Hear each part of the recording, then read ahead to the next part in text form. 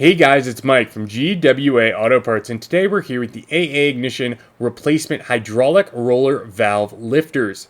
These hydraulic roller valve lifters work specifically on GM V8 engines, including the Gen 1, Gen 3, Gen 4, and LS engines from 1987 to 2015. Sizes of engines do range from 5.0 liter 305 to the 7.0 liter 427. And for a full list of engines these work on, check the list below.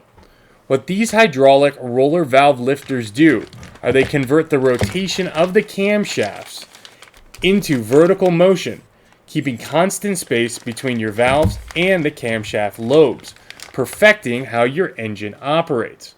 When a hydraulic roller valve lifter does go bad, which is usually due to low oil pressure over time, you will start hearing rattling or ticking or other strange noises from the top of your engine. While these hydraulic roller valve lifters are not a genuine OEM part, they are a direct OEM replacement, thanks to the exact OEM fit, finish, and quality. However, these do have a redesigned internal piston and come pre-lubricated.